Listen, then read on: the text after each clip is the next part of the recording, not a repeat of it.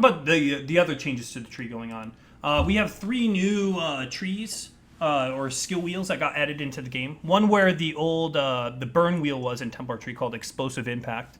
We have Snowforge now for your fire and cold builds, which is very similar to the lightning and cold over in the Templar tree wheel. And then we have Crackling Speed in the Shadow tree, which is a new lightning wheel. All of which I think are pretty cool additions to the game. Pox, you had experience with Crackling Speed. What's your opinion on it?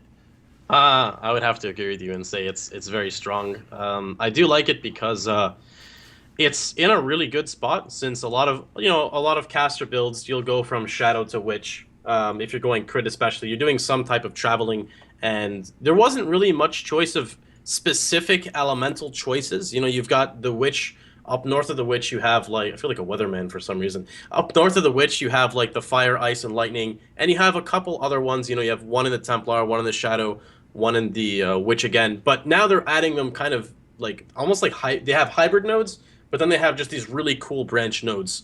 Another reason why I like this is, usually when you're finishing a build, or it depends on how far you want to play, like 85, 90 or so, and you want to get damage, you start picking up, like, the early nodes. Like, you'll pick up the Templar start for 10% spell damage, or the Witch start for 10% spell damage. You guys know what I mean? Or extra casting speed. Mm-hmm. But now you have, this extra cluster of 4, which the lightning damage wheel would be 10% lightning damage, 10% lightning damage, 10% lightning damage, and then an additional 16% lightning damage, 4% cast speed, and 10% crit multiplier.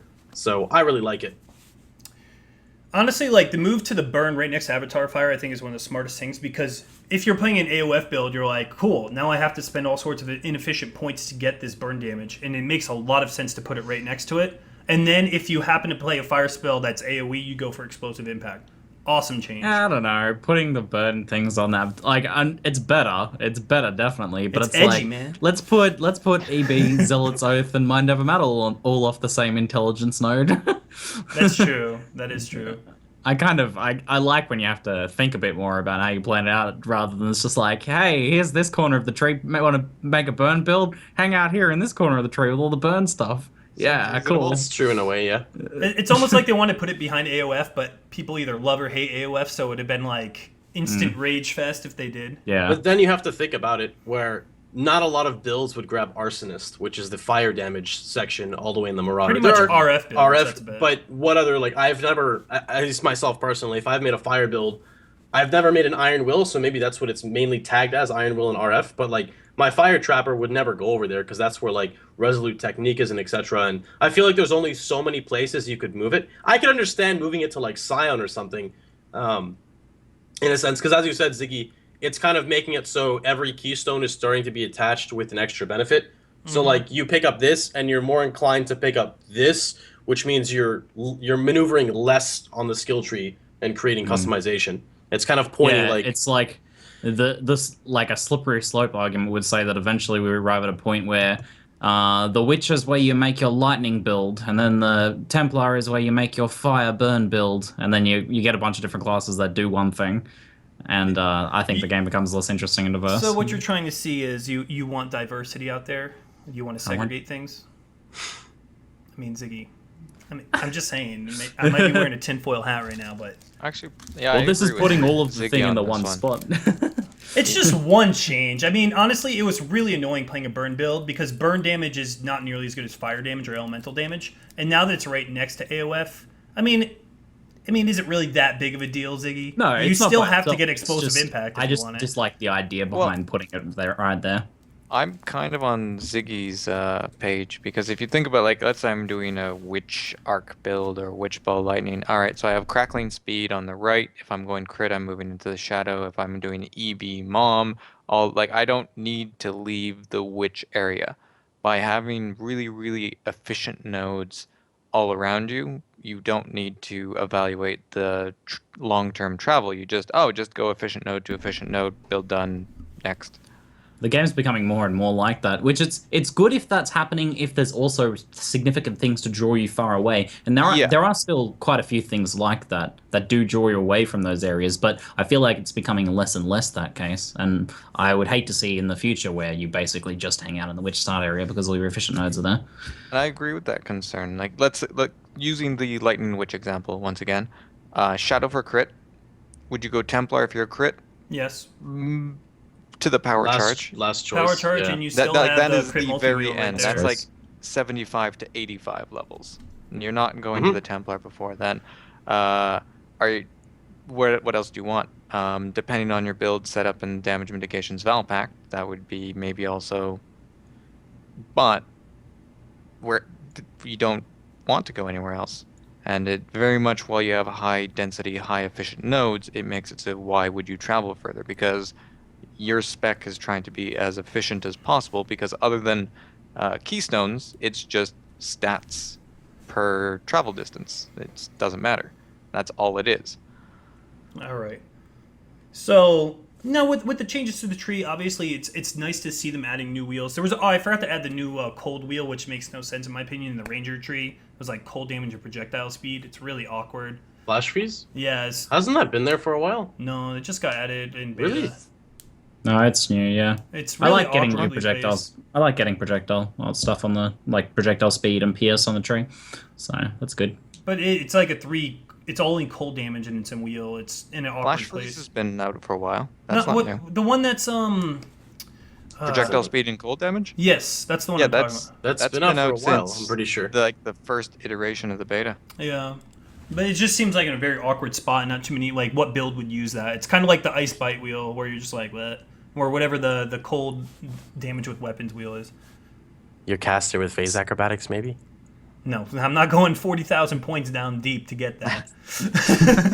If it was on the other side, I would get it because it's Ranger next to freeze Heroism. pulse. It's just in an awkward spot. Ranger freeze pulse. Let's New talk, meta. not as if we didn't have enough debate in Salt Mine. Map changes. Here we go, boys. Round Yuppie. 3, fight. Ding, ding. Map changes.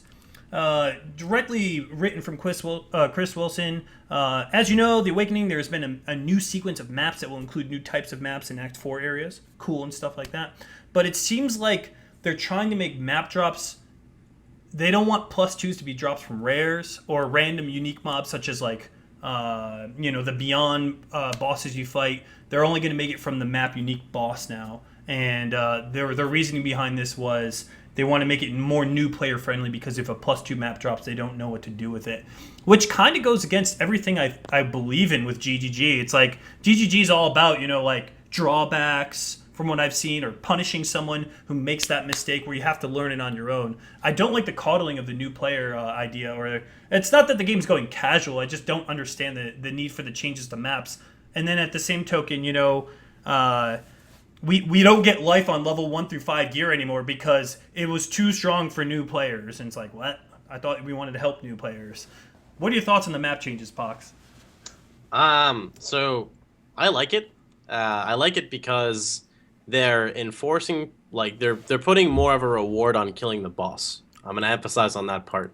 Killing the boss has always been part of my style of playing games of risk versus reward. And even if there isn't a reward, it's still risk, and you play hardcore, and for me that's fun. Risking your character is fun. Whereas it might not be the smartest thing to do, for me it's enjoyable. Putting a more exciting reason to kill the boss, it's cool. There's a lot of bosses that are actually not difficult at all, but people are too scared to do them because there's no incentive to do them. Like, I know a lot of people do not do Torture Chamber boss, the 72 map, which she's really, or I think it's 74 now. She's like really easy and really squishy. You just have to learn the mechanics of the fight, and then that's it. And they did say, I think somewhere in the post they said they're going to make the bosses more powerful. Did they say that? Yes, they did. Yeah, I don't like that. Unless they're adding mechanics to the fights, then that's okay. Then that's more understandable to me. And one thing I really like is I feel, in a sense, I do agree with what you're saying. Is 100% of Path of Exile is a punishing game. You don't really, especially making the game easier, like more noob friendly when you get to maps, and doesn't maps really make much for new sense. players. Yeah, know? I understand that Yeah. part. I'll agree with that. But I do want to say that I'm happy that the way they're changing it is opposed. Now, this is still going to happen, but I feel this is a step in the right direction. How many times do you go on your map and you slash remaining and there's 20 left and it's a pack of pooper shooters and you're just running around the map looking for the pooper shooters now? Well, now you know that the pooper shooters can't drop a +2, so you would go over to the map. I'm just giving an example.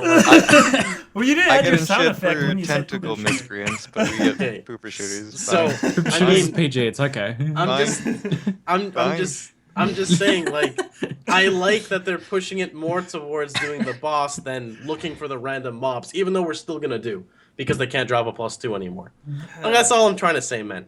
Try to keep it PG I can here in this understand household. that. Like, getting a +1's fine, but the biggest problem right now in beta is maps. I think if you could take your Anders Guile, your EB, whatever you want to fight about, the minute you bring up maps, people are pissed. Like, the fact you can only get a +2 from the unique map boss, I think is absurd. I can understand rares, but by taking it out of, like, the random Beyond bosses, that's an incentive. You mean to tell me I could kill Chatters in a Mountain Ledge map, but if I kill Abexoth, I don't get crap? I mean, come on. They should be dropping +3s. Not plus, you get where I'm going with this? I have a problem with that post, and here's the problem with the post. They said numbers are increasing. Didn't tell us the numbers. They said +2s are only dropping on bosses, and they're increasing the drop rate on the bosses. But they didn't tell us the numbers. Yeah. They also told us that bosses are getting harder. Not necessarily all of them, or which ones. So they said numbers are changing.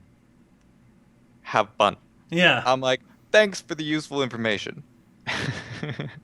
Related to the +2 comment, though, I did find the for new players a really weird statement. It kind of seemed like a miscommunication, because I think the +2 change is very good, because when it's randomly on all mobs that could drop a +2, there is the potential on a new race that you do a 66, you get +2, 68, get a +2, go to 70, open a Cardo with that's +5, and like you can get right to 78s from a racing standpoint. Now, I am talking about a small minority. No, you can't get limiting... +5 from a Cardo anymore. They changed it a long time ago. Yeah, but live. No, live it's only +3. Okay, sorry. It's however, very rare. Very, very rare. Yeah, it is rare, but the racers, that is a small community, and that RNG you just need once and the race is over. However, when it's just on the boss and there's a single instance of a possible +2 map drop, it's much easier for GGG to control the number. And this goes to the, hey, let's actually have more control over the number than randomly. We've all done a map and you get like 6 +2s for some reason, and then you're mad because it's a 66 map and you just get pissed. It gives GGG more control over the numbers, and that's a potential tool. But once again, they've just said numbers are changing, so how much is that going to affect us? We'll have to play and find out. It gives more incentive to kill bosses, but we already killed bosses, with the exception of maybe freaking Jungle Valley? Hell no. Have you guys done Labyrinth boss recently? Yep. Did they nerf it into the ground entirely? I don't I've know. never had a problem with Labyrinth boss. Labyrinth just did really, really high spike physical damage. At one point, people thought it was chaos. I even thought it was chaos until I saw this video where someone completely immuned it with Immortal Call. But in beta, it doesn't seem like it's not chunking you nearly as much. But yeah, I took it in the face without Immortal Call and Enduring Cry on a low life character. And it did less than 4k, and I'm talking like sub 5% physical mitigation, and it didn't kill me. It's always been streaky damage, that boss. The boss is just weird. Yeah, I'm pretty sure it goes... I don't know how the damage works exactly, but I mean, I've had characters get hit for 7k on live when I had extra lightning damage on it, and I'm just dead. And then I've had it do like 400 to 600 on some characters. So I don't understand how it works. I mean, I understand he devours the corpse, and then he... Yeah. But yeah. I was just wondering because I only did it a few times, and wonder if anyone else had slightly different experiences on that boss. No, not too much. So back to the map topic at hand. People are bothered by the movement of +2 maps to the boss. Yes. Is that They can't drop off of rares anymore. They can't drop off of random unique monsters. really More beyond I actually bosses. really like that change. I really like the change. I don't see a problem with it. As long as they are taking the +2s we're getting now and putting it on the boss, making the boss more rewarding. I like that.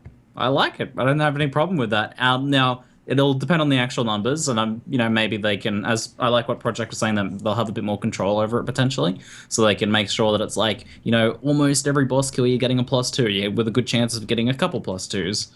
I kind of like that, especially if they're making them more difficult as well. They didn't tell us a number though, which I agree with Project on. If they gave us the percentage, exactly. The chance, if it's like 25% chance when you kill a map boss to get +2, is that enough? Now at least we know the number, things like that. But at the same time, every time Haas spawns now, I know I'm not going to get a +2 from it. So I'm like, screw this guy. He's not worth my time. Which I kind of say now anyways. But They could now extend that even more to so. like beyond bosses and stuff, though. Like, but potentially that might be a good idea. Yeah. But then again, making the map boss its own unique entity is also something interesting, I guess. Depending on the map. I think that rather than I'm all for a lot of people want to see like a guaranteed map drop every time you kill a boss.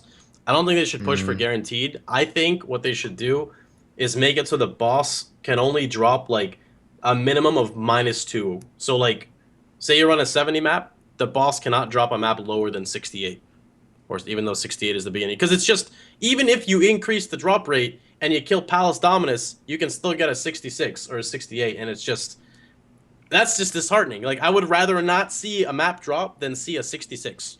Well, I do understand that it's very annoying when you get to the higher tiers of gear and you can't actually run maps that are appropriate for your gear, and you're stuck just face rolling these garbage maps. Yeah, I have noticed there's way more drops than 68s, and honestly, if they make the higher end maps not able to drop low end maps anymore, that'd be kind of good. Like if you're in a 74, the lowest I could drop is 70. That'd be kind of nice. I honestly want them to remove pack size. Whoa. I'm sorry. That's fine if they equalize it. I mean, they did it before with the zones itself. If they equalized it, I mean that just promotes more crafting. Yeah, it's the thing is this is how you craft a map. You roll pack size and you regal it. Yeah. Like that is how you map, and it's not a hard mod. I like the idea of a mod being a challenge, so that it's really how many mods your build can do, not roll pack size and regal it. Yeah, for a long time now, I've wanted them to more closely tie the bonus of difficulty mods with the difficulty, make them more difficult, make them more rewarding, and then have that just be the way that we get. Yeah, and they should increased all drops. be a challenge, not value. Yeah. I agree with that. I think they should just do what they did before. Increase density of mobs in maps specifically, and I think that as you get in higher level maps, the density goes up. And then if they remove pack size, I'd want increased pack size in maps. Exactly. It's just because this is exactly what they did before. You were forced to Just roll make it more interesting. maze or areas larger, and then what do? You thing. augment, and then if it's a higher map, you regal to try to get something else. Does anyone miss rolling for maze and pack size? God, no. To be honest, I kind of agree. Now that you explained it that way, if a 68 map was defaulted 10% increased pack size than what it is now, and then when you get up to your 80+ maps, they now have around 40+ pack size incorporated in the map, I would actually be completely fine with that change. So that way you're not forced to always roll it. Yeah, like obviously you need to play around the numbers with the change, but it's the pack size is like the old Labyrinth, and you also are just getting not just a value mod, a free difficulty mod, and that's just how you roll maps. Mm-hmm. Whenever there is a map system that is roll pack size, regal it, there's a problem. And is it different in beta? No. Yep. Really good point. When you explained it, I'm completely on page with this. A lot of people won't want to hear it, man, but it's the truth. Yeah. Well, you would save alterations if you're not rolling to pack size, and then you're actually just choosing the mod difficulty, and there isn't this specific one. It's just, all right, what challenge is this map going to be to the reward? Like, it is going to be cheaper for the currency of the high maps, because you have to roll your maps really hard to sustain high maps in beta. It is pretty brutal.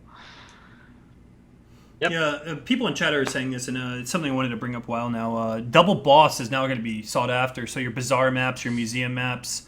Double boss museum, yeah.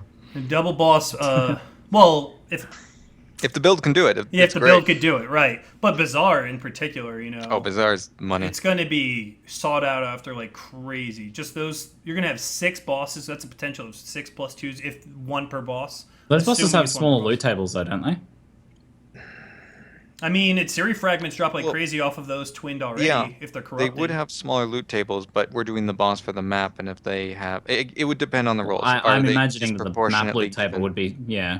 I imagine the map loot table will be smaller too. But like when you corrupt the map, is the loot table smaller too when you go double boss? No. That's an added drop. Exactly, and isn't that what? Oh well, yeah, we don't know. I don't think maps will be an added drop. I think they'll be part of the loot table for bosses. Yeah. So they'll be like a percentage thing. It would depend on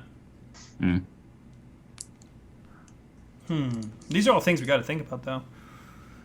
So all in all, Just thumbs up or thumbs down, guys. What do you think about the new map changes? We'll start with you, ProjectPT. Good, bad?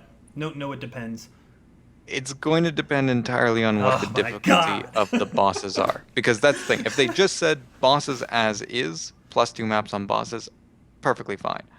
With the toning difficulty, it's just like, is everything going to be Jungle Valley boss? If so, Yeah. not going to be That's a happy good with point. that.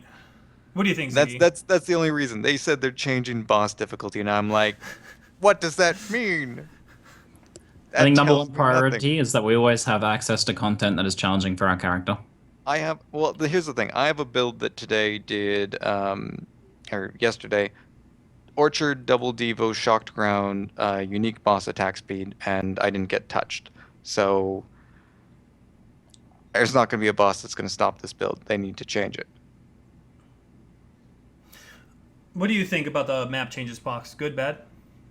Again, it's kind of Depends. in PoE's history of Oh his my first God. reward. Do we remember the start of Beyond? I mean, it's just, and the start of Invasion. I mean, they've had time to learn from this, but again, with just the history of what PoE has done, I'm very scared. Granted, we're in a beta. That's but how I feel too. I mean, I don't know. Again, Palace Dominus already one-shots you with Touch of God. What is his Spider's gonna one-shot you? Like, what are they gonna change with him? I mean, if they're not making it easier, I mean, are they just adding more one-hit KO mechanic? Like, think of the bosses people already don't do. If they said it's more difficult, assuming they don't touch them, again, are they gonna scale it up to that? Like, I'm just very confused. Palace Dominus gets 300% cast speed and auto flicker. The touch of resurrection. The touch of resurrection. Let's go into you go on the map and he's just bang, you're dead. What? Let's go into the next big talk, and this we don't have any debate to talk here, guys. Sorry, chat, but divination cards. I got 8 here for chat to look at. The new divination cards will be coming out soon, and the way how they work is GGG is setting up how many stacks or how many cards per stack. Once you get this stack, you then go to a vendor and you get what it says. So for the instance of Hope, it gives you a corrupted unique prismatic ring that exists in the game. Pretty cool. There's some that people are confused about, but that's what the divination supporter pack's for. The way how these also work is GGG also decides what zone they drop in, so you could farm this zone now. You know, if it's in Act 4 Merciless Mine and Mine 2, you want to just farm that area, you can level up there before you go into maps, or you could stay there until 80-something. That's what you could do now to get these divination cards. Some of the ones we see here is a guaranteed 6-link stack. That's item level 55. Item level 55 is the item level to roll +2 to skill gems. So the potential you could roll a +3 on a 6-link, or just an Exalted Orb, something that's definite. You can just here's a free Exalted Orb, or something that's completely random, a random level 21 spell gem that's corrupted, or it's corrupted because it's 21. You know, you could get yourself a Frost Wall, or you get yourself that freaking Flame Blast. Whatever you're trying to get, as you're rolling the dice. What are your take on the ones that are already out right now, Ziggy, that have been approved? Some of them are just, pretty generic stuff people wanted to see, just kind of like checking the boxes, like, yeah, we got one for an Exalted Orb, we got one for some regrets and stuff like that. But I do like some of these other ones that people doing, like the 6-link stuff that have like kind of like a specific goal in mind. That one. So I'm That's liking one of some my of the ones we're favorites. seeing. Yeah, I really like that one too when I saw it. I haven't seen that one yet. And yeah, I like these ones that are also like level 21 spell gem. It's like, I hope I get something good. And it's I like never the gambling quality aspect either. of that. So Smoke it's, mine. I mean, it is 13 cards, which is a lot. And then when you get those 13 cards, it's not even quality. So it's like, if the quality sucks on the gem and you land a good gem, you're like, all right, cool. Something to think about. Yeah, I like these ones that are gambly or have like a specific thing in mind. But in general, I like the idea of the system. What it's going to come down to is, though, there's multiple kind of like balancing points for these. There's 3, actually, I guess. There's the rarity of the actual card drops. There's the amount of cards that you need to actually complete a stack. And then there is the actual locations in which they drop. We don't know any of those 3 points, and those are the 3 most important points. The only thing we know so far is the art, flavor text, and what the actual items are, and all of these things are freaking badass. I love the art and shit they've done for this. So good. Yeah. So good. But the really important pieces of information we don't know yet until they actually come out. That's what I need to find out. 4th factor into that, Ziggy, is we know that it's not directly to cards, but you'll notice it right away. We know the problem if they keep pumping out uniques, since uniques have independent roles to each other, there's going to be a saturation of too many uniques. You also have the reduction of current uniques and then adding in cards to supplement the existing drops. So that that can also affect the card rarity if they plan on changing the existing unique drop rates. Okay. Yeah. That's a tool that I like that they have, because now they can play around with their numbers better. And just to clarify for people in chat, if it's an orange text for the example axe, it's not like you're getting a random white axe. It's a random unique axe. So you could get a Soul Taker, or you could get your LOL Screaming Eagle. You know, it's just rolling the dice at that point. And I'm sure they're each going to have their own separate % chance to get it. But that's the cool thing about this. If you know you want a Soul Taker, and for whatever reason they go skyrocketing in price again, or you don't have 5 Exalted Orbs, you have a way to get these uniques now by farming. And keep in mind, every single Divination card that is out right now is from the $1,100 supporter pack. These are people who are making these. You know, some of them are like 40 Wisdom Scrolls. For you, 40 Wisdom Scrolls not that good, but someone who's an MF summoner who's freaking needs Wisdom Scrolls or crazy, they might actually be okay with that. So it really depends. I'm really curious on the drop rate on the Wisdom Scrolls. I'm like, where is it and what's the drop rate? Like, how fast can I complete that deck myself? Exactly. I hope they make some cool achievements where it's to complete each set to make the achievement thing harder rather than just complete one set and you're done with the Divination card. I think that'd be kind of fun. It gives more incentive to people to collect these. The Wisdom Scroll example is actually a pretty good example for kind of what I'm talking about, how there's the multiple balancing points. A Wisdom Scroll, like let's say it's like 100 Wisdom Scrolls Divination card. There probably already is one like that. If it's in a location where someone's magic finding bosses, then it's just an extra constant every now and then Wisdom Scroll feed for those people. Doesn't really have too much impact, just kind of helps support them, makes what they're doing a little bit more cheaply. If it's in another location, then it becomes a decision. Do I stop magic finding to go farm some Wisdom Scrolls, or do I just keep magic finding and buy Wisdom Scrolls instead? That's like a good example, I think, of what I'm talking about, of how for all the we actual know, it could be in every single zone. Has an impact. That one, because that is probably the lowest tier one, where they might just put it in every zone to just like try and get people involved with them and be like, oh, this is cool. How does these work? And then they check the wiki. You know? But at the same point, that makes it less interesting, because then it's just like finding a few more Wisdom Scrolls. Maybe you just pick up less Wisdom Scrolls now, because every now and then you're going to get a boost of them. True, and that just comes from a balancing standpoint. That's when GG is going to have to fine-tune things. I mean, this is a huge introduction to the game, where there's going to be some really overpowered ones at start, and once you find out what it is, you're going to freaking farm it as much as you possibly can, and there'll be some that need to be buffed. I mean, 1 out of 12 to get an Exalted Orb. Where does it drop, and how often does it drop? I might just find an Exalted Orb in the process, you know, things like that. You never know.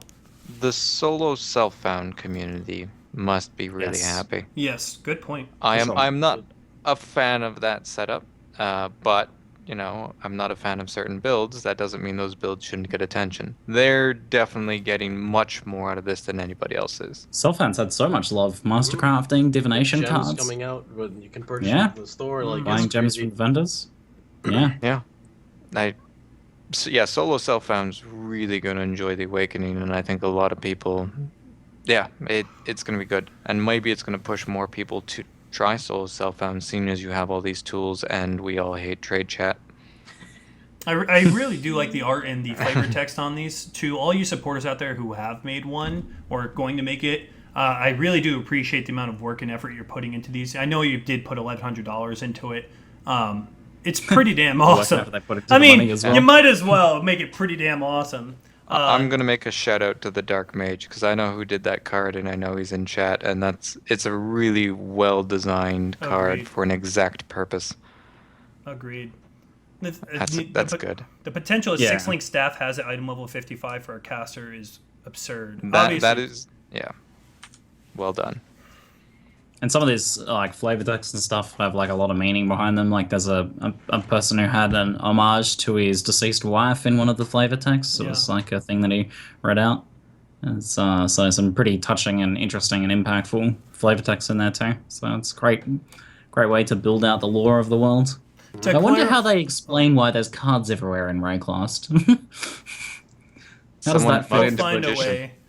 in a lore sense. I mean, they told you how they came up with the name Calm, so I'm just saying. My mint condition. It's like I'm sitting there, I'm like carrying around this lump of wood that I scrounged off the beach to beat another exile's head in so I can eat his brains, and it's like, but I also have my mint condition Charizard here.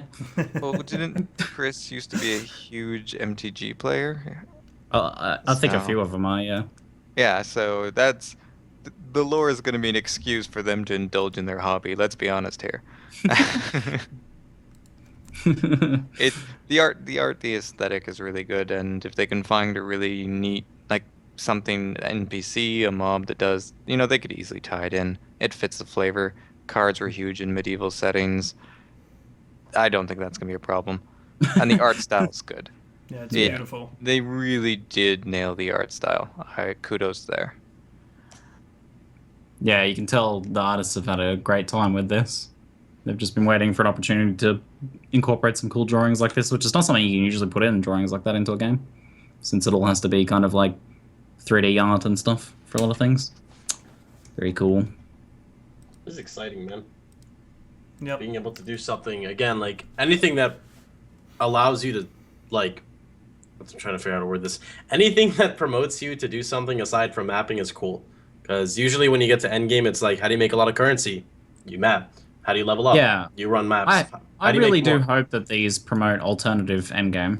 Yeah, I would be disappointed deterministic if endgame. the good ones were in maps. That would be a bit off. Depending on how good the ones are in Act 4 Merciless, as it is, there's a lot of people farming aqueducts in some other areas than there. It might, further incentivize waiting longer to go into maps to farm out a couple of these cards. And this is what Chris Wilson was saying. You might want to farm out some of these bosses and in the process pick up some divination cards as well. I think it'd be pretty cool. It seems that they are really pushing for Act 4 to be an alternative endgame. That would be nice. So I think we'll see it. Card set that just drops off Jungle Valley boss should make it. Chevrons? Why? Yeah, that's your Shav set, guys. Jungle Valley boss. Only in hardcore for some reason. Just to make sure. Just to clarify, Emperor's Luck is 5 times of one set currency, I believe. So it's random. I'm not sure if it's like the currency that got dropped out of Arcanist or the one that can drop out of the one that gives quality. Hopefully it's not going to be 5 times whetstones or 5 times transmutes. Scroll fragments. Yeah. 5 times scroll fragments. but I guess that's rolling the dice with these. Is it worth farming? You'll see. I'm disappointed that one's not 7 additional items. Currency. God, that would have been magical. That's whoever designed that one. That's another good one because we don't know how valuable it is until we do so many that we know the average. So a lot of people are either going to get really happy or burned. It's a good one. I could see the Reddit inform post now, the first guy to get 5 times mirrors, if that's possible, or 5 times Eternals or Exalts. You're going to see crazy-ass pictures of that. Oh, yeah. Oh, man. That's going to be a day. No one would believe it, man, because you trade it to a vendor and then trade it back. Right. Well, Yeah, if you make a YouTube photos. video or something. Photoshopped. Yeah. Clearly, You he had edited a that in picture before and he post-production. had 5 mirrors. I call shenanigans. The chances of that dropping has got to be like 0.0000000. It's gotta be non-existent, but when it happens- How many mirrors have you seen? How often do you think 5 mirrors are going to appear in your pocket? I've seen one mirror my entire time playing, and I don't even remember seeing it. I've seen one. Didn't drop for me, but that's got to be the worst. I feel so bad for the guys in global chat that link their mirrors in beta, and you're like, well, Yep. I'm sorry, dude. I found an albino Roa feather in beta 30 minutes before the wipe by accident. I was doing my respecs and like leap slammed, and I was like, oh, what's that? I've never seen that before. I don't believe you. I'm just I've got a feather. I've got one. Had you still face palming from my mirror expenditure on the beta? That was an amazing expenditure. Investment. That's what beta's for. Mirror investment. Exactly. I invested my mirror. You could sell a mirror and Reap get more. the rewards. I approve. +1. There is a vendor recipe for mirrors. It's like Exalted Orb, Divine Orbs, and something else it gives you. I forgot what it is. You could have gotten more from vendoring it. Whatever. Hey, I doubled my profits. I'm happy. Yeah, good call. Let's go into the next exciting news. The new Unarmed unique. It's called Doriani's Fist Vow Gauntlets. GoPunch.jpg. Yeah, people are saying elemental face breakers, or how about just elemental unarmed? I think that sounds better.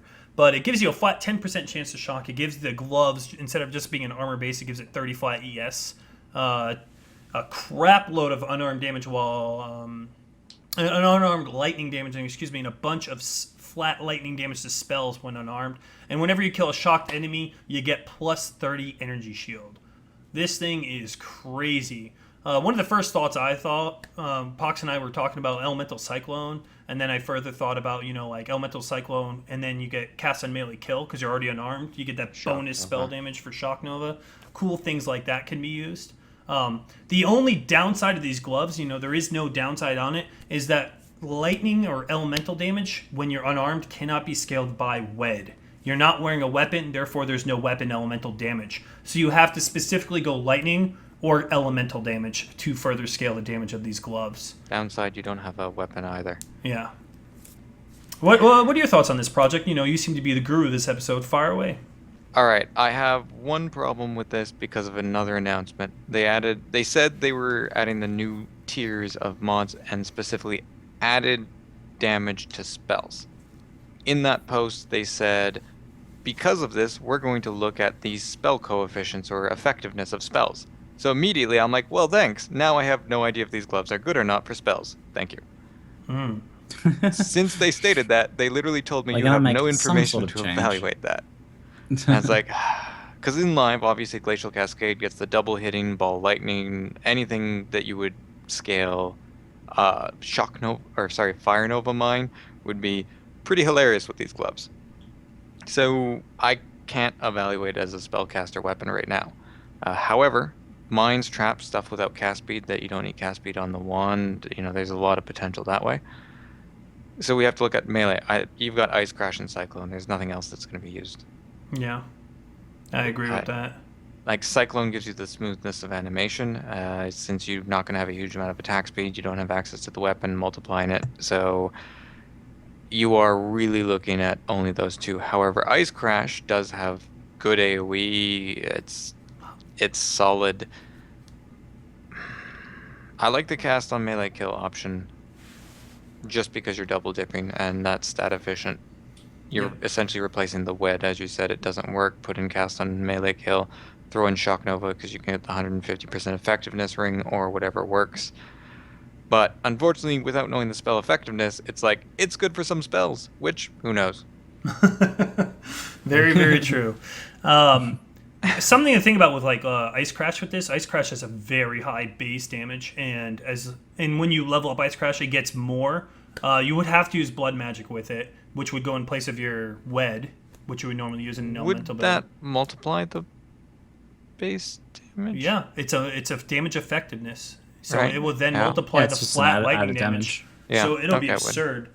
And then you just scale any kind of lightning damage you can get on the tree. And AoE damage would also further give you. I think it's going to be awesome. And the Templar actually has melee damage, which is not melee physical damage on the very beginning as well. So you can actually play this as a Templar. And the 10% chance to shock is specifically there for RT. So, it is... Mm-hmm. I mean, you're not going to go crit unarmed. You can't crit unarmed anyway. Exactly. But, for the spellcaster section, they could still go crit. Ah, yeah. Assassin's Mark. Yeah, please don't be that guy. Assassin's Mark. You would run 5% crit build. The optimal way to do this, what's it called? Static Blows is located in the Witched Shadow Tree, which is kind of far away, and that lightning elemental damage with weapons won't work for these. You get 10% shock chance in the Templar tree, 10% shock with these gloves, and conductivity is another 17%. So that right there is 37% chance to shock. I think that'll be more than enough. Stay to the left side of the tree. You go into Scion. Things like that. What would you think, Project? About the same? These gloves are very much like face breakers to me. You're pigeonholed immediately, right? You have a single stat and you're giving up everything for it, so it's just the best way to use that stat. And face breaker builds don't have that much true options. It's very... Resolute technique or go home. Yeah, and so these gloves are elemental face breakers. that you can use as a wand. The only thing I'm really seeing is related to what you hate, Zeno, the Mom EB combo. There is the plus 30 energy shield gained on killing a shocked enemy. That's a fairly significant number. Could you go CI with these? Well, and then you could benefit out of static blows too. Then at that point, that's the stat that I'm looking at, and it would require some work to see how it actually goes. But Trap Shock Nova with this, because we discussed earlier, multi-trap Shock Nova, 300% damage effectiveness, added in this lightning, just destroying stuff. These gloves definitely have potential, but I need to see the new spell effectiveness. I think it's going to be good for you're going to punch stuff. You'll have fun. It's not going to give you a top tier clear speed because of the attack speed. You don't have enough attack speed to achieve top tier. Is it going to be good enough? Yeah, have fun. These are going to be expensive though. That's for sure. The big downside is level 63 too. You have to plan your whole build around that until 63. That's sad. Well, one of the things when I first read it was called Doriani's Fist Val Gauntlet. Unfortunately, the level 63 ruins the idea, but I'm like, is this going to drop off Uber at Siri, if it was 75, to be Troll Acuities? Because Doriani's is at Siri drops, and this would have been the greatest Troll Acuities ever. Maybe that was the original intention. Since it's a level 63, it's not going to happen, but I was so hopeful there was Troll Acuities. You have no idea. I was like, oh, people would just cry. It's definitely for those one Johnny important builds. thing we have to point out just from the image alone here. Cool. Excellent job on the cropping there, Zeno. Well, it was either I get the art or I hate Ziggy. Cool. Whoever made that post, I think that particular post on the forums sums it up pretty well, actually. Yeah, no, I agree with ProjectPT. I think the most interesting stat there is the 30 plus energy shield. That's the one that needs more thinking about. That's the one that has some interesting build potential, besides just being, like an elemental face breaker. Well, the lightning damage would have been interesting, except in the same post they told us that we can now get flat elemental damage added to spells. So it's like, okay, don't care anymore. Yeah, in context, I'm less interested about that than I would otherwise be. Yeah, since there's such little ways of obtaining flat elemental damage, actually, is there even a way on gear to obtain flat, aside from certain uniques, maybe? Now there is. Apex. When they're introducing this, there's now a flat elemental mod that can be added to spells that can roll on wands or staffs. Was it daggers as well? I don't know about daggers. Definitely wands and staves, though. Yeah. So, and the rolls were the roll they showed was equivalent to a level 23 Herald of Lightning. So it's a big roll. Yeah. That's huge. Yeah. You can only get one though. You can't get that's huge. Lightning cold, but yeah, it's still really big. Depends on the damage effectiveness of your spell, but yeah. Let's go into the next unique, the Restless Ward. I know a couple people have messed around with this. What this guy does is, first off, it's on a Carnal Armor, so it's got the mana implicit. It's got evasion, energy shield base, flat life, and then it's based around charges. The big thing to note here is 100% increase endurance, frenzy, and power charge duration. This is pretty huge. They've been giving a lot of duration nodes on the tree, but with this 100%, like I don't think people realize how insane this is for any power charge build. To be able to have double the length of them is pretty awesome. And also for any Eldritch Battery build, the flat life regeneration per endurance charge when you're going to Zealot's Oath is another cool way to use this armor. I know Hegemony was using this chest piece to sustain his Eldritch Battery, one of the ways he was doing it. What are your thoughts on this chest, Pox? I like it a lot. It's definitely something that I would contemplate using on any build, just because you keep your endurance charges up all the time.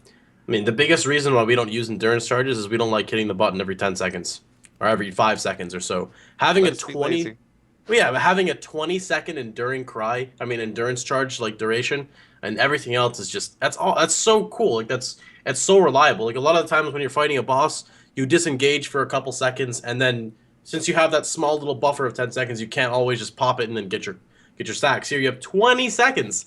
That also, one big thing to note is for a lot of builds that do not use power charge on crit, that like support themselves with just Assassin's Mark, that allows you to basically get into the boss room, secure the kill on the blues, kill the blues, get your power charge, refresh it back to 20 seconds, and you have literally double the time to kill the boss with your current stacks of power charges. The thing I about really this like is you that. don't even need to use Enduring Cry with this unique. You can just use Doju's Elixir. With 20 seconds Yep. now, Doju's Elixir actually becomes a decent flask. As Yeah. Hedgie was using it in his build and it looked really good. I was like, holy shit, that flask actually looks good now. Not on just like some support build or something, like as an actual flask. It's true. I used the Actually flask. seems good. I used the flask back in Nemesis with my Trapper since I was right near Conduit, but I'd have to run with like super fast clear speed. I would still have to run 2 Dojres with like max roll, Yeah. perfect roll, just to ensure if there's ever any downtime, I can make sure. So basically, reducing the flask usage from 2 to 1 saves you an entire flask slot, which is insane. I think it's an underrated chest. I think it's really good. I mean, it's not overpowered by any means, like a lot of unique chest piece tends to be. Some people, I think, are undervaluing how good this thing actually is. That life regen, you see 16 flat life regen, you're like, whatever. But if you get 7 endurance charges, and it goes as high as 20, if I'm not mistaken, 140 life is nothing to, completely ignore, especially because it just comes from your chest piece. If you're running 7 endurance charges already, that's just an extra buff. Plus the life regen per endurance charge as well. I don't know. I think it's a good chest. I think it's very good. It's hard to say it's not good. Obviously, really the downside to it is it's competing with some pretty powerful chest base. That's the only downside. Yeah, your carcass drag. When we're talking in the land of clear speed is king, movement speed is movement speed. That's going to be one of the very interesting points of the high-end builds. I talked a lot with, I can't say the name right, but it's IAO_, and he did the Reddit post on Relentless Trapper.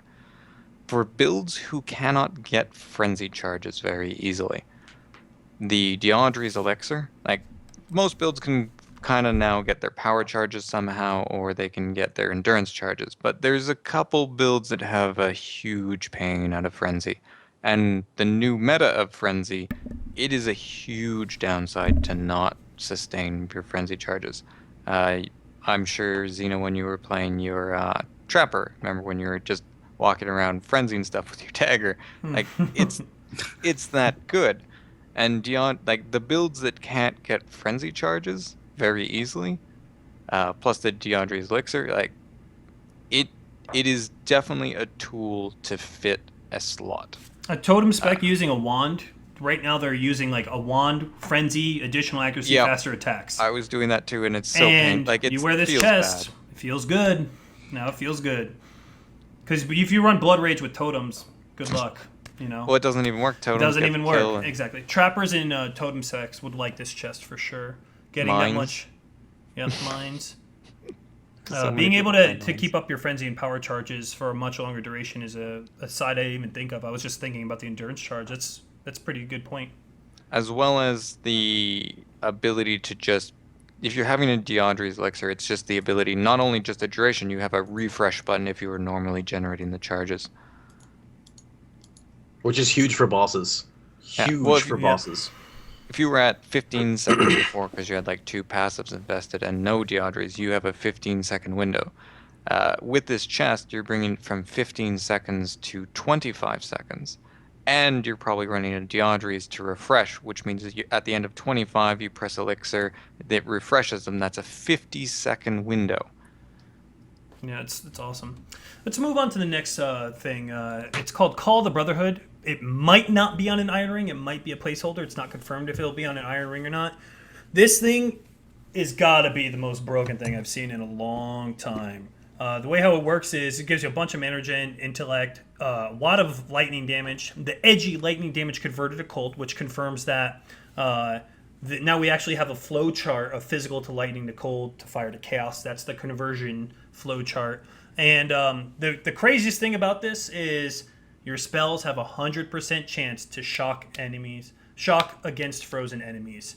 So not only could you make a cool conversion lightning to cold thing, but if you're playing a cold snap spec, whenever you're freezing now, you're shocking. It's pretty absurd. Pox, what are your thoughts on this ring? I don't think it can be released like this. I think it's way too strong. I think that's everybody's opinion. I mean, no, really, like, what would you normally sacrifice on a ring? Mana regen. what do you not need to sacrifice anymore? Mana regen. Like that mana regen resists in life, but you can get resistance in life everywhere else. You couldn't normally get mana regen everywhere else.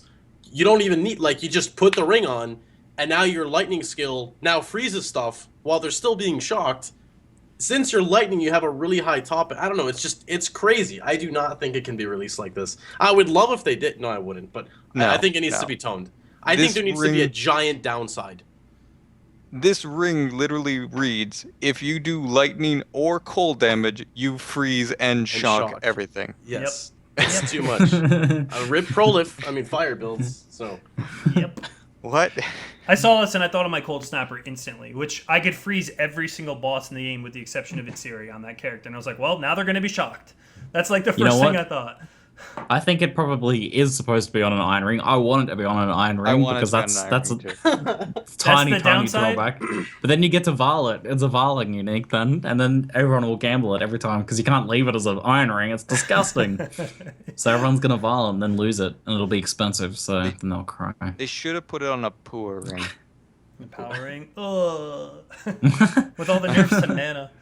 Just because technically there is a physical build that could use it as is, so they should have put it on a poor ring or whatever, just to make it completely useless. You know, let's go all the way to useless land. If it gets released as is, this thing is going to be like There's no way. so expensive. There's no way. Yeah, this is a tier of ring that has not existed in the game yet. Agreed.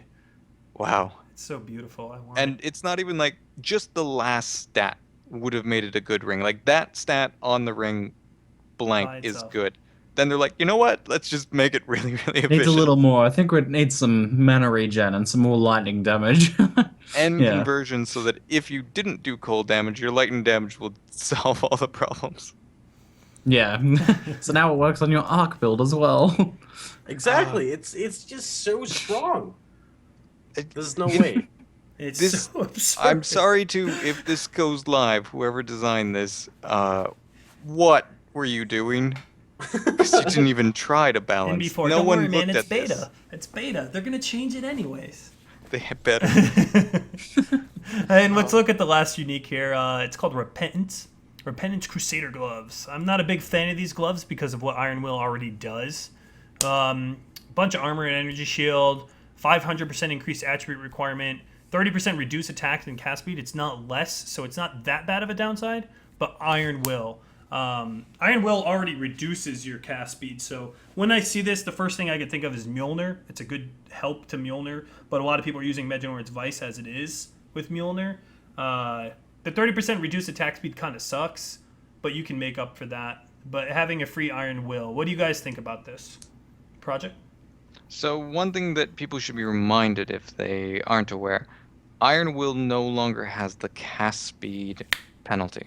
Truth. Good call. That is one of the things that you need to think of when you assess these gloves. That's pretty big. However, that is a pretty hefty penalty to both attack speed and cast speed. Obviously, the attack speed is based on cast on crit and maybe in some world cast on melee kill. Trappers and mine builds are kind of having an orgasm with these gloves. But how much strength are you going to get on those? You're going to have 306 Righteous strength? Fire Trap is going to do an absurd amount of damage. What am I hearing right now? Why not? You're Righteous understanding the Fire- niche for these gloves, you know? Oh my Oh god. yeah, these gloves are too strong. Really? Well, okay, Iron For the Will one little on. tiny niche. I'm using Iron Will on my Ice Spear Totem because I have a Lionized Vision chest piece and I can't color for the faster casting. Iron Will on a. This is a low life character using Lionized Vision. So I have just intellect and enough strength, 180, to equip the chest piece. At 180 strength, the Iron Will gem is giving my Ice Spears about 2.5k tooltip at 180 strength. But you don't have clever construction. You don't. Pox knows this. You don't need clever construction for traps. It's like Have an you up played and Act 4 down. yet? It's Have you like played an Act 4 an yet? up and down motion. If you're soloing, you don't need it. If it's party play, it's recommended. But I mean, I've played to 92 without clever construction. It goes both ways. If you know what you're doing, you don't necessarily need it. I mean, I can't argue that. Also, you could also use the belt to get the reduced duration self detonation. You can also you could travel to clever construction. It's not a bad travel. There's crit along the way. You know, you can justify it. I mean, your Ricer's fire, so you can just walk in their face too. I mean, that's another option. I honestly wish clever construction was default for all traps and mines. It's kind of ridiculous. We have to spec it to get it. Do you know how OP they would be then? How OP? I guess in are we PvP, saving points? PvP would be OP. Are we saving points by not having to travel there? Because I could 3 spend points. Because you're going to get the 10% penetration. Why would you not get that? The thing, a good player who knows how to land the traps and detonate them will be rewarded by not having to travel, and that's fine. A player who's uncomfortable will spec into clever construction and not get as much as Iron Will. But then again, let's look at that from a game design point. Better player, more rewarded. Not better player doesn't make it unplayable, but not as efficient. That's good design. I don't know. I mean, obviously Mjolnir, but Mjolnir nerfs. That was the first thing I Mjolnir thought. needs But traps, acuities I at guess. high end. You can't not run acuities at high end Mjolnirs. It's kind of crazy how Gotta watch out for those animating golems. How did Etub get level Although they're not 100 as without much those of a threat acuities? anymore, I suppose. Oh, that was such a terrible death.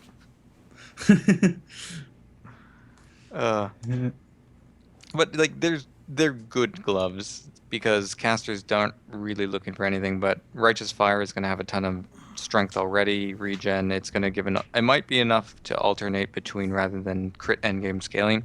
Righteous Fire, Iron Will. Seems good. Wow. Well, we got. Let's see. Well, it is 5 now. Do you want to do a quick Q&A? Yeah, I've got a couple of questions here. If you guys want to post some more questions in chat, we can run through some Q&A here. All right, so first one is from the Mozza. Did you think the rustic recipe nerf was warranted or not? So, I should probably say right off the bat, though, that we were all scratching our heads about that, right? Like, when they first announced that. But then they announced that they're actually changing what the actual mods represent. So, it wasn't really enough, really. Because they changed how much physical damage is actually granted by each actual mod itself. So, I don't know, you guys have any further thoughts to share on that one? I mean, It's just pretty straight up answer. I guess one thing is, I don't know, because I haven't read 100%, but if it was nerfed slightly in some regard, I don't really think it really matters, because I think that being able to level all the way to 70 with a blue weapon is pretty insane, which you could realistically do. I mean, I guess you could say the same argument to casters, but I mean, again, it depends on the spell you're using. So I guess it goes both ways. I could totally, it really shouldn't be that game breaking or anything. Alrighty, I'll move on then. Suit size small. Update on community unique, and Xeno, update on your unique sword. Xeno? Not going to be buying a unique. They changed the way how swords work now. They now have crit foils, and my whole unique was based around going crit swords. And they pretty much changed. There's now two-handed crit swords, and there's now one-handed crit swords. So there is no need for me to make a unique that already exists in the game. Right now, at least. Plus $1,000 for you. Congratulations. No update on the community unique. We might get back onto developing it once development of the beta winds down a bit. I just didn't want to occupy all the development time away from Awakening. Hixolite, I'm newer to PoE. Can I start leveling a character now and enjoy the character when the new update releases? Or should I wait to make a character after update? What do you reckon, ProjectPT? There's a lot of mechanics to this game. You're going to want to jump in. Your first character is never going to be your best character. My first character, and to people who know this game, was a remote mine EK in Nemesis. That's all I need to say about that. So use the time where your currency doesn't matter, where players are not really doing too much, to solo self-farm and learn the mechanics so you have an advantage at the start of the next league that you'll be participating in. That's what I'd recommend. There's so many things to do in PoE that if you try something now and then try something else in the Awakening, you're not really going to be missing out on much of the game. That's very true. Not really going to be spoiling much. My first character I made was in closed beta. Technically, he has never ripped. His name was the Flappy Jack. I can't go into it. It's a secret build. But The Flappy Jack. I know what your build was. Moral of the story is I was too scared to progress in hardcore because I was scared of Cruel Vol. And you want to make sure that you can overcome your fears now before the expansion gets released. It's not a secret. He told me it's dual wield wand CI. Get wrecked. That's not my first. Nope. Oh, I thought that's what it was. That was my first build that worked. That was my first build. And we're talking attack wands here, guys. We're not talking caster. It's not remote mine EK. It's never too late. That clear speed. Oh god. It's never too late to start up Path of Exile. Like right now is actually a great time before the Awakening comes out. Would be a good time for you to learn all the base mechanics of the game. So go ahead and have fun with it because when the Awakening comes out, you want to be tip top. Alrighty, Green Dude asks, should ZiggyD step in and create some divination cards once the majority of players have submitted theirs? There may be good opportunities for great cards that players didn't want to waste their pack on. What do you guys reckon about this? I think so, yeah. They do a good job creating a lot of uniques. You know, some of them are a bit too OP at first, but I do think that the game devs over at ZiggyD think better than us, or they can introduce new mechanics in the game based around these divination cards we haven't seen yet. Most of the divination cards coming out, for instance, if people want Tyrannical, they already made a Tyrannical. Granted, ZiggyD's allowing them to up it to the new stat. If you guys don't know, there's new T1 mods. Carl even mentioned that you guys can now update those. But that's a perfect example why ZiggyD should eventually make divination cards, because they know more about the game than we will ever know. I would have to agree because one big thing is they have the statistics. For people who watched before when we did like the 1 week and the 1 month, they actually, for some of them, they popped up a summary of all the statistics of every keystone that was picked up, how many players started what, where they gave us all the statistics of pretty much everything. I want that again. Yeah, that what so uniques fun. were used. They gave us everything, and because of that, they have the information that we cannot access so easily and or do not have. And I feel that down the line, they can really do some funny things with, they see that Magic Finders specifically want to farm this area, or people with this build are specifically farming this area. They have the ability to twist it up and put a divination guard spot in a certain area tailored to so and so's build because they have all the information. Agreed.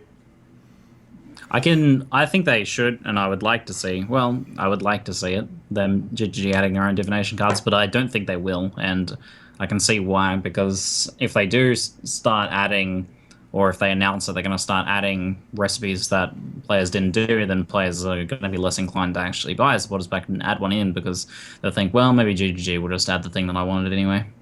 I don't know. They do What make happens when one, they should release- make it with a shadow account. Pretend it was a donator. Don't say it was from them.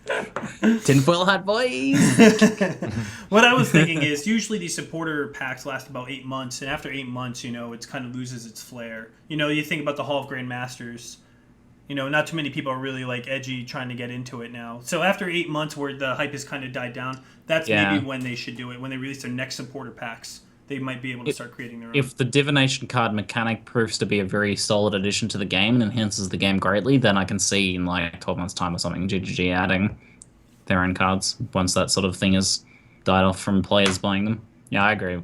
That might But happen. it's probably a good idea to have the natural limit of how many people are paying, because think about if there was all of a sudden 1,000 different card sets, it would just start getting annoying in your inventory, and every 10 seconds it's a card. True. It's like, oh, what's this?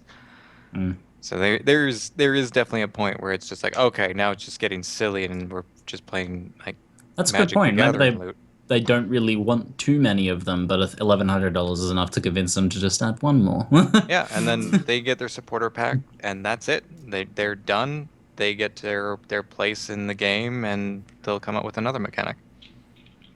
Yeah, I agree with that. Because if they do start to add too many, then either it's going to be the case where we're just getting flooded with cards constantly, or they have to make them rarer, which means that we never end up completing sets and it becomes an unsatisfying mechanic. So, Which yeah, that's a good point. disappointed the entire purpose of it.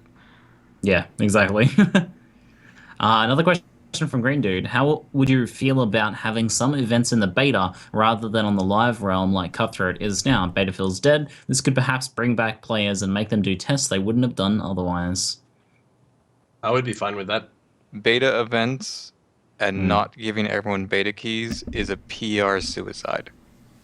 That is a public relations suicide. Yeah. Honestly, I hope the last like 2 weeks of the beta is open beta, so everyone gets a chance. I agree. That would be awesome, but I could, Interesting. based on servers, could see that just being really hard for the beta servers to handle because they've been Speaking really of rocky servers, recently. how about GGG and Verizon? Anyways. Interesting. Well, how do you feel about having an open beta, Pox?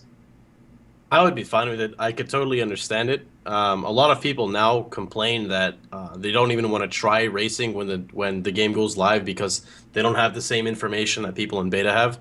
And again, I see it both ways because if you just flood the servers, it's just gonna, and that's not good.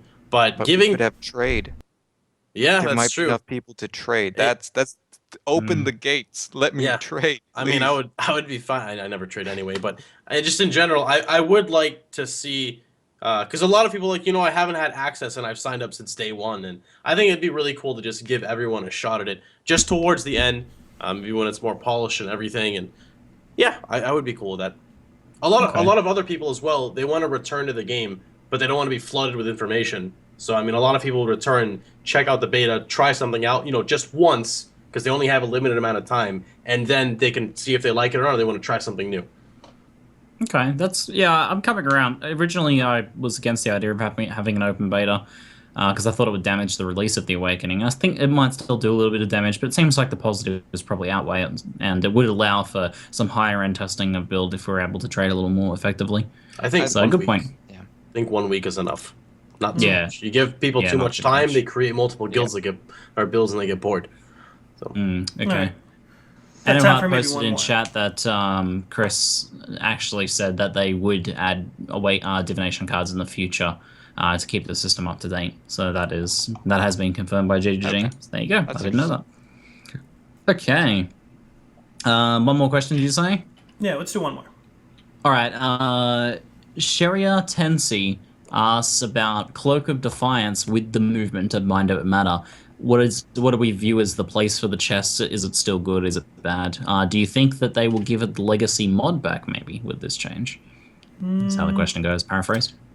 Honestly, I think Cloak of Defiance kind of got killed when they changed Eldritch Battery. The movement of Mind Over Matter doesn't... I mean, I guess it kind of affects it, but with the change to Eldritch Battery, considering the chest doesn't offer that much energy shield, I mean, the only benefit of it now is that you don't have to go to the Templar tree. So if your build is going like Witch, Shadow, and Scion, it could be pretty good. But you still have to figure out a way how to sustain the Eldritch Battery. There's an interesting thing you can do with that chess piece, and it's actually related to how it was previously going to use the old location of Mind Over Matter. With the introduction of mana on hit jewels, an attack such as Molten Strike GMP has the potential of gaining 50 mana per strike, and you can get the attacks to about 0.1 attacks per second. This means you're going to be generating thousands of mana, and you might actually see the chess piece used as a melee mitigation. If you have fast attacks, mana on hit, high hit counts, it is better mitigation. Yeah, that's what I was going to say. There's actually a couple of builds that were using the Keystone without being at the top side of the tree, and those people will now switch to Cloak of Defiance. So it's going to be very niche chest. It's obviously going to lose a lot of value, but I think it will still have a place for some builds. That is pretty crazy. I could use it in my build and save 3 points. And that's also the thing. There's going to be travel. Like, what if you're really heavily invested to crit and your build is kind of shadow through duelist? It's going to be how many points you save. Ultimately, it's how many points you save. Mm-hmm. The chess piece isn't amazing, but Lightning Coil isn't amazing. It's just that one mod you want on Lightning Coils. It's going to be cost effective in comparison whether or not a build really saves enough to justify it. Is there one? Probably. Is it going to be mainstream? Probably not. No. Oh, I did want to ask Alrighty. something before. Go ahead. What are Yeah. your guys' opinion on Xerfe's youth? If you're familiar That's with the that. Soul Eater jewel? That's the Soul Eater jewel. Yeah. Because I was fortunate enough to get a Xerfes early on for 3 Chaos, because this was when we didn't know what Soul Eater did. Please don't go live. Please. Yeah, it's pretty goddamn crazy. I haven't seen it yet. For those who are not familiar, Xerfe's Youth gives you Soul Eater when you use a Val skill, as long as you have 5 corrupted items.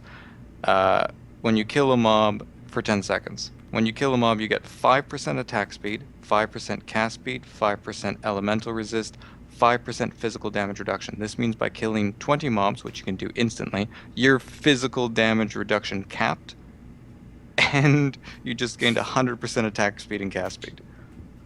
Yeah, it's ridiculous. And Yeah, if you use a low-cost Val skill, you could keep this up forever. You use Val Clarity because most builds can't sustain the mana cost, and you just go to town. The damage I do with this is... So there's an ever-increasing list of removed unique jewels from the beta that likely won't be coming back or will be greatly changed. I think this will be making that list. How is Zerfy's not on that list? Already, yeah. If I run a 10k DPS character and I use Val Spectral Throw can store 6 charges. This means I have 6 on-demand god modes of physical damage reduction cap, and I can push 10k DPS to 80k DPS. So it's like a permanent immortal call. Yes. This is... Wow. It's a permanent immortal call plus, like, low life gives you 30% more damage and 40% attack speed. This gives me, like, I think the highest clocked attack speed was 1,600% increased attack speed. Good jewel. Yeah. And it gives me Well, I don't physical know, you have to protection spend as well. like 2 passives to get it. Yeah, I know. 2 passives and corrupting my gear. The thing is, the corrupting gear cost, you can just have bad gear and it's now better than any other possible build. Yep. Like, why invest in your build? Just make something tanky. So Please I think remove this is Zerfies. probably the best way of summing up this jewel is this jewel is to the point where people who are making build guides or making content showing off builds are getting requests from people watching that content to remake the build without that jewel in it so they can actually see what the build is like, because it does not give you an accurate representation of what the build looks like at all. Yeah, but how fast can you kill George with it? With Zerfies, I think I have like a 2-minute gorge clear. Because you get the attack speed bonus on leap, but if you have a strong enough two-handed weapon, your leap will kill the pack. So you actually can leap through to the end of gorge and you're done. And Nerf your it. leap It's has not- 1,000 attack speed, so it's literally flicker. But good thing they removed that jewel that gives too much intelligence. Yeah, good thing. This thing is way less Wouldn't want to break dangerous. that. And I think that's a good moment for Yep. us to move into shoutouts and finalize the shows. You know, take us away, man. All right, so Project PT, give yourself a little shout out here. Thanks for coming along. Thanks for inviting me. I didn't expect to invite being a new streamer. I've only been streaming for about 75 days now. You can find me at twitch.tv/ProjectPT. I also have the YouTube. You can find it searching Project PT. I think it's slight incorrect annotation. It's youtube.com/c/ProjectPT. I've been enjoying streaming Path of Exile. I've had a blast. I've had a lot of support from the community, and once again, thank you Ziggy, Pox, and Xeno for inviting me. Of course. Had a lot of fun. You killed it, man. I mean, you're a very knowledgeable player, and we were happy to have you on board. If you guys were unaware, he's a Canadian man living in Portugal. Yep. What? It was a blast having you on board. This has definitely been a Path of Exile episode, I would say. Sad face. This sorry, is why you Pox. stay in It's school. sick. Algebra is useful when you play Path of Exile. Stay in school, kids. I made that mistake. And I'd like to end this on thank you, Grinding Your Games, for continuing to allow us to publish your content like this and allow things like this to even happen. And more importantly, thank you, Grinding Your Games, for allowing me to beat Pox in the debate today. And that's all. Thanks for tuning in, guys. Oh yeah, thanks for having us, guys. That's Sick episode. So fun. Popcorn's galore. We'll do more debates more often, guys. I still have a. Yeah, Pox did totally. good. I would I haven't honestly even say. finished. I haven't finished yet. Well, you got Pox about is still 10 waiting. seconds He's before like, I hit stop guys, streaming. I have to finish All right. this. So look, by using lightning coil, you're forcing yourself to use a two-handed staff, which means you're giving up your shield. Which means you're you're in Pledge of cut the Hands. stream now. yeah, you're giving up a shield. But Pledge of Hands, What about Pledge of Hands? it's good. You're gonna use fact Pledge of that- Hands with Yeah, lightning coil with absolutely. phase You can acrobatics. use Mom Lightning Coil, which we didn't even bring up. Yeah, there's a lot of stuff you can bring up. It's so crazy. much mitigation.